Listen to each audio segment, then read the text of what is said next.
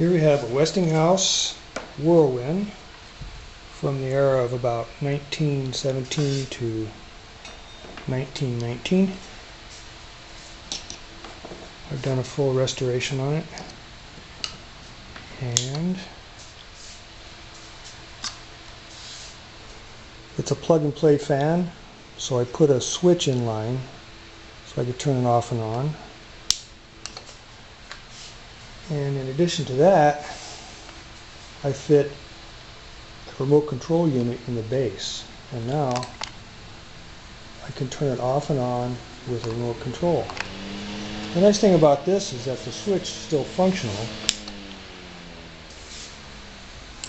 That is, the switch still functions as it would normally function without the remote control. So that's a little bit more convenient. Now, I did this because I'm kind of lazy, so I don't have to get up out of the bed to turn the fan on and off.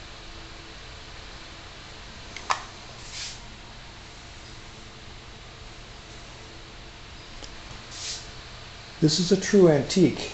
It's not a cheap fan in the sense that it's not cheaply made.